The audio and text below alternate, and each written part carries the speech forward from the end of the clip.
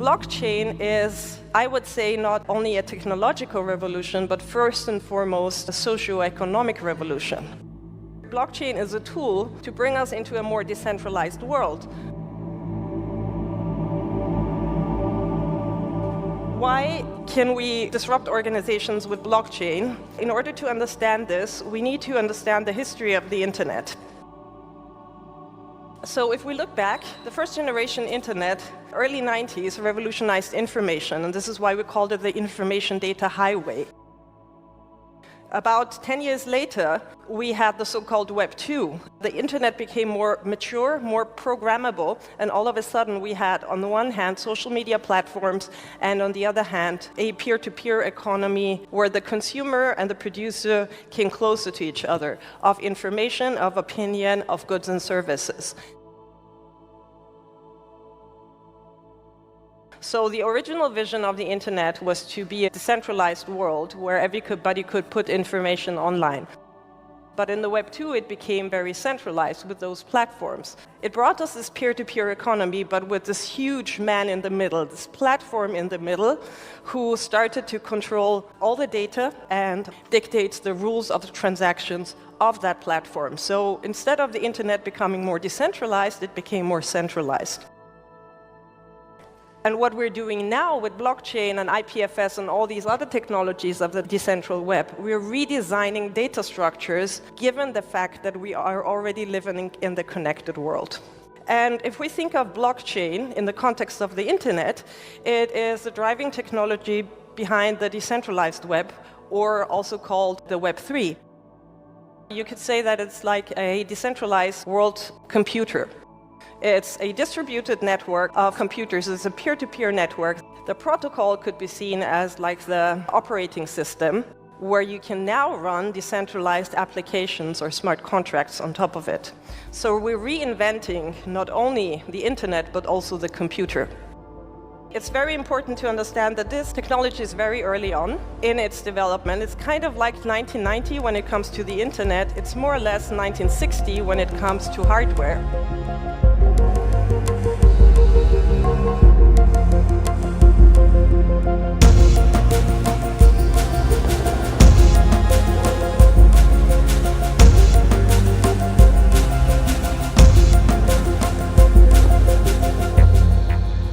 Blockchain allows real peer-to-peer transactions without the middleman, and it all started with Bitcoin. Two people who don't know and do not trust each other sending money from and to each other without a trusted third party in the middle.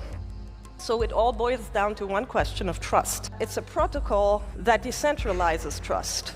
And instead of a central party verifying transactions, instead of one single bank server verifying transactions, the transactions are verified peer-to-peer in a democratic way by consensus.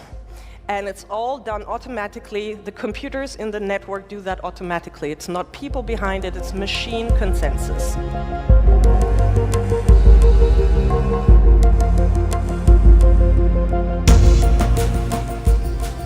So this is highly disruptive. This machine consensus allows us to have peer-to-peer transactions without the middleman. And the heart of this machine consensus is the smart contract. So the smart contract is just a piece of code running on top of a blockchain that codifies the rules of a transaction. And when the rules of the transaction are met, the transaction is automatically executed. And that's highly disruptive because this reduces transaction costs of compliance and enforcement, because compliance and enforcement happens on the fly. So if you think of a chess game or a football game, you always have rules of a game. You have a chessboard manager, a referee, who makes sure that the players to a game can only make moves according to the predefined rules. And this is the function of a smart contract. So what smart contracts do, they disintermediate in a very radical way and allow us to have these peer-to-peer transactions. Basically, we can use smart contracts for any industry. So it started with Bitcoin, money without banks, sending money from A to B, but you can have apartment sharing without Airbnb and Wimdu, you can have ride sharing without Uber, you can have selling books without Amazon. So you get rid of the platforms through these decentralized applications, and the heart of those dApps are smart contracts.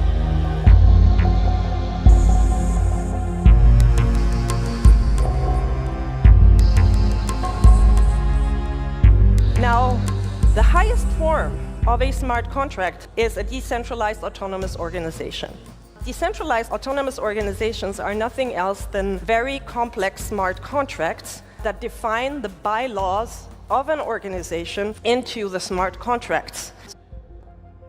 What kind of DAOs have we had so far? And if we look at Bitcoin really is the first decentralized autonomous organizations. It's not only money without banks, but it's also money without bank managers. There is no central Bitcoin authority. There is not one person or one entity who can turn off Bitcoin.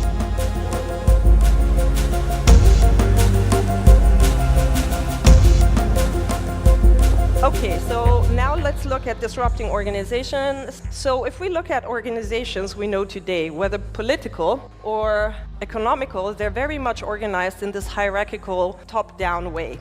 Smart contracts and the protocols that are machine consensus that is auto-enforceable can now define the rules of an organization into auto-enforceable code. And this way, we can get rid of a lot of bureaucracy, whether in private organizations or in public organizations. Even though this technology is in the very early stages, it has the potential to really disrupt the way we organize society. If you look at Bitcoin, it has a market capitalization of more than a lot of small nations out there, and it's completely run decentrally.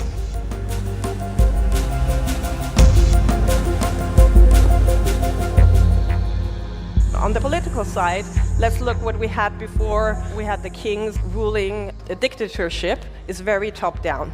And when we started to have democracy, the idea was to allow people to participate in the consensus process. The problem with big societies is that it's inefficient for everyone to take part in every decision-making process. And this is why the forms of democracy that we have nowadays are representative democracy.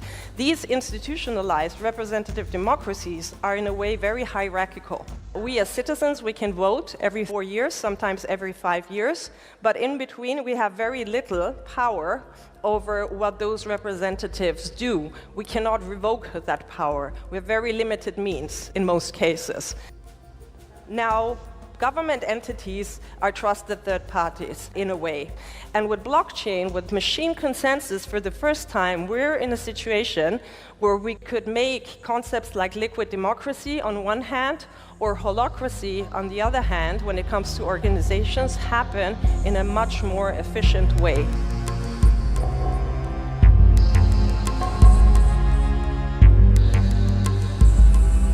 Smart contracts or machine consensus is very efficient. When we can exactly predict what will happen, it's easy to put that into code and to reduce transaction costs.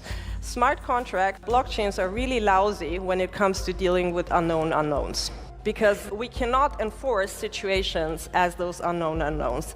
What do we do when those unknown unknowns occur? We need dispute resolution. We need some kind of governance mechanisms that we don't have yet. So I think because the technology is still in the early stages, since we can use it for any kind of use case, let's start with the non-essential and non-critical things, because it's still very experimental technology.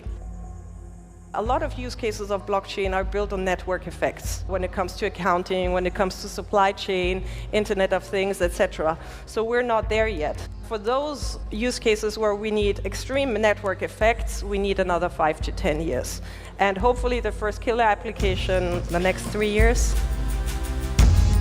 But you can see that even though we all long for a more decentralized world, we have been socialized in very top-down structures in a way. So there is a gap between where we want to be and where we can be as a society, because we don't have the soft tools yet.